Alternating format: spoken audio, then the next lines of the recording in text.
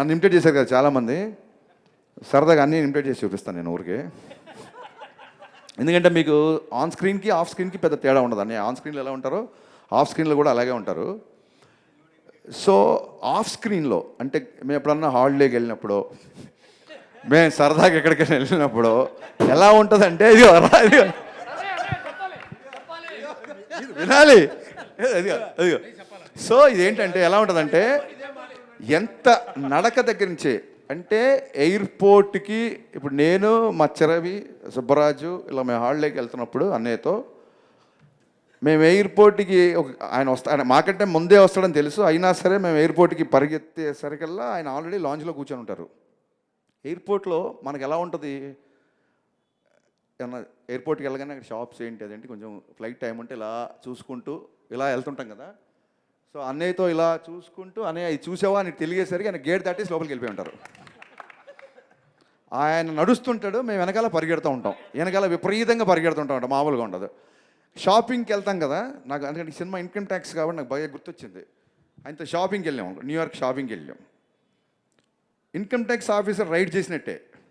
షాపులోకి వెళ్తే ఒక income tax raid చేస్తాడు కదా, దాని రేట్ ఎంత, అది ఏంటి, మన సైజ్ ఇలా ఇలా ఇలా అంటే మనం గబుక్కున వెళ్ళి మనం కొనాలంటే చూసి, ఎస్పెషల్ న్యూయార్క్ వెళ్తే నేను మా బావ ఏంటి మన మిడిల్ క్లాస్ ఫెలోస్ మేము, అది కొనాలనుకుంటే అది దాన్ని చూసి డాలర్లని మళ్ళీ ఫోన్ తీసి దాన్ని ఇంటూ 80-85 అయ్యేసరికి అబ్బాయి నా షాపింగ్ అయిపోయింది మీరు ఉందా, మీరు కొనుక్కోండి. ఎలాగ హీరో వెయిటింగ్ చేస్తే షాపింగ్ చేస్తే బాగుంటుందా, బా మీరు కొనుక్కోండి అబ్బాయి నేను వెయిట్ చేస్తాను. ఎలా వెయిట్ చేస్తాను, మొత్తం సగం షాప్ కొనేస్తాడు అక్కడ.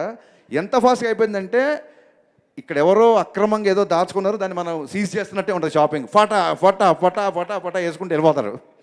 ఒకసారి ఏమైందంటే ఇలా షాప్కి వెళ్తే ఇంకా మా పరిస్థితి ఎలా ఉంటుందంటే, ఆయన షాపింగ్ చేస్తుంటే వెనకాల నేను మా చోటు ఇలాగ బ్యాగులు పట్టుకొని నడుచుకుంటూ వెళ్ళడమే. ఎందుకంటే ఆయన పట్టుకుంటాడు, ఆయన ఏదో మాతో మోపిస్తున్నాడు కాదు, విపరీతంగా ఉంటాయి. సో ఒక మనిషి పట్టలేనంత ఉంటాయి, పట్టుకొని వెళ్ళడమే. ఒకసారి ఒక షాప్ వాడు ఏంటి ఆయన వెనకాల ఎంతమంది తిరుగుతున్నారు, హూ ఈజ్ హీ అని అడిగాడు. ఇప్పుడు వాడికి అమెరికాలో మాస్ మహారాజ్ అని ఎలా చెప్తాను నేను, యు నో టామ్ క్రూయిజ్ అంటే of course he's our Tom Cruise అన్నాను. ఆడికి అర్థం అవ్వాలని. సో ఇక్కడ వరకు బాగానే ఉంది. ఆయన మళ్ళీ పెద్ద షాప్ కదా, ఆయన ఎవరు అడిగారు, ఈడు you know Will Smith, he's our Will Smith అన్నాడు. వాళ్ళిద్దరు మాడుకుంటారు కదా, అదేంటంటే చచా కాదు ఆడి విల్ స్మిత్ అంటే కాదు ఇదంట, వాళ్ళు కొట్టుకేసుకున్నారు. వాళ్ళు మా దగ్గర వచ్చారు, your friend is saying Will Smith and you're saying Tom Cruise, what is this అంటే మేము గబుక్కునా నిజంగా హీరోనా మేము వాళ్ళ మీద జోకులు వేస్తున్నామా అన్నట్టు వాళ్ళు ఫీల్ అయిపోయారు, పాపం హట్ అయిపోయారు. నేను అన్నాను ఇద్దరు కలిపితే ఆయన అని చెప్పాను.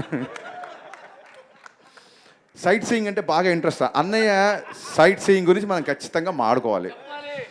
నేను చెప్పాలి, మేము ఒక మంచి అన్నయ్య మమ్మల్ని ఒక పెద్ద ఒక 46th floor 50th floor time స్క్వేర్లో టాప్ స్టార్ బిల్డింగ్లో కూర్చోబెట్టాడు.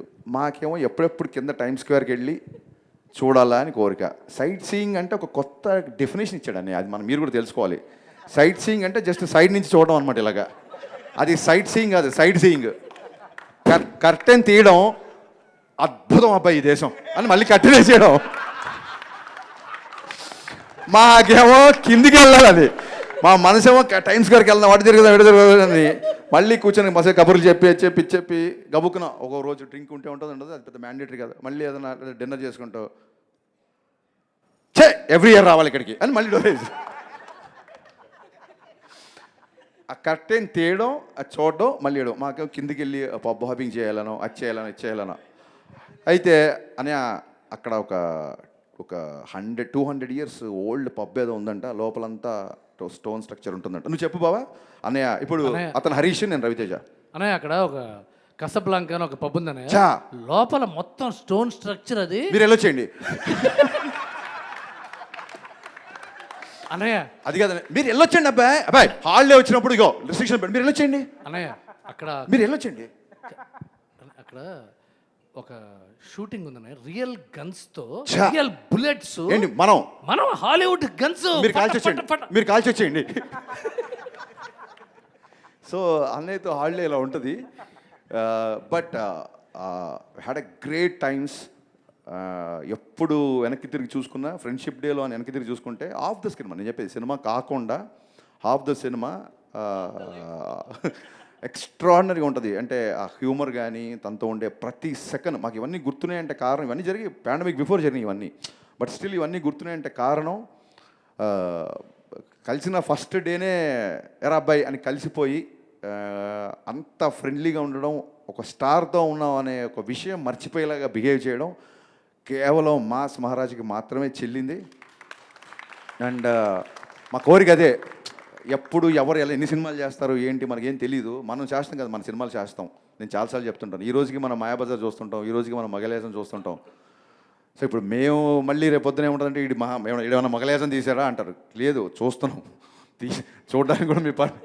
సో ఏంటంటే రేపు పొద్దున రాబోయే సంవత్సరాల్లో మేబీ ఒక 10 years తర్వాత, 15 years తర్వాత, 30 years తర్వాత కూడా ఇప్పుడు జరుగుతున్న ఇవన్నీ including today's date it will be a forever memory. Because ఏ ముహూర్తాన ఆయన సినిమా తీశారో నా ఆటోగ్రాఫ్ స్వీట్ మెమరీస్ అని, నిజంగా ఇవన్నీ మాకు స్వీట్ మెమరీస్. అన్నయ్యతో ఒక సూపర్ స్టార్ నా ఫ్రెండ్ అవుతాడని నేను ఎప్పుడు కళ్ళ అనుకోలేదు. ఫ్రెండ్ అయినందుకు నేను గర్వపడుతున్నాను. Thank you so much.